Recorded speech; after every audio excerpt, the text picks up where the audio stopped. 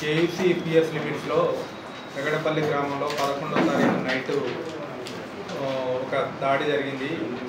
ఆ దాడిలో తన భార్య రెండవ భార్య సరోజన చనిపోయిందని చెప్పి దరఖాస్తు ఇవ్వడం జరిగింది.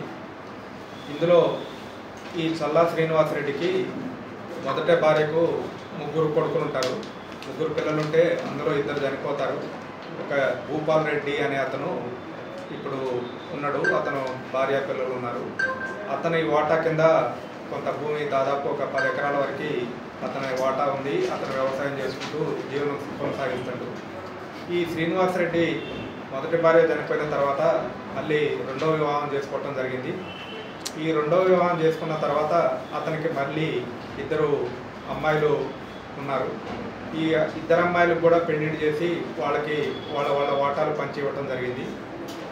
అయితే ఈ అమ్మాయిలకి ఇచ్చిన భూమి ఇప్పుడు ఈ శ్రీనివాసరెడ్డికి ఏదో కాలు ఫ్రాక్చర్ అయ్యి ఇబ్బందిలో ఉండింటే అతను వ్యవసాయం చేయలేకపోవటం వల్ల ఆ భూమిని నేనే చేసుకుంటా అని చెప్పి ఈ శ్రీనివాసరెడ్డి మొదటి భార్య కుమారుడైన భూపాల్ రెడ్డి కోరటం జరిగింది.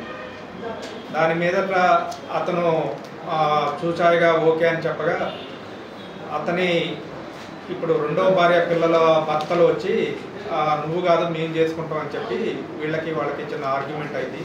ఈ ఆర్గ్యుమెంట్ అయిన క్రమంలో ఈ శ్రీనివాసరెడ్డి ఈ రెండవ భార్య సరోజన ఇతనితోటి దుర్భాషలాడి కొంత గొడవ జరిగింది. ఇద్దరికి ఆర్గ్యుమెంట్ అయింది.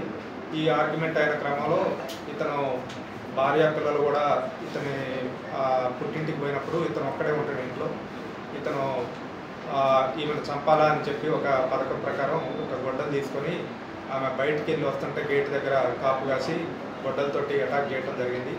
అటాక్ చేస్తే ఆమె కొన ఊపిరితో ఉంటే ఇమీడియట్గా వాళ్ళు హాస్పిటల్లో వేసిపోతే అక్కడ బ్రాడ్ డెత్ అని చెప్పడం జరిగింది. ఇది ఉన్న ఐ విట్నెస్లు ఆ ఇన్వెస్టిగేషన్ దాని ప్రకారం చేసి పోస్ట్ మార్టం చేసి బాడీ అప్పచెప్పడం జరిగింది. అదేవిధంగా నిన్న 13వ తారీఖు సాయంత్రం 5:40కి అతన్ని పట్టుకొని అతను ఈ మర్డర్ చేయడానికి ఉపయోగించిన గొడ్డలను కూడా స్వాధీనం చేసుకోవడం జరిగింది. ఇతన్ని కోర్టులో ప్రొడ్యూస్ చేస్తాం, ఫర్దర్గా ఇన్వెస్టిగేషన్ చేస్తాం. ఇది మర్డర్ కేసుని పర్ఫెక్ట్గా ఇన్వెస్టిగేషన్ చేసి ఇమ్మీడియట్గా ఎక్యూజ్ని అరెస్ట్ చేయడం జరిగింది. దీనికి కేఈసీ ఇన్స్పెక్టర్ గారిని వాళ్ళ సిబ్బందిని అభినందిస్తున్నాం.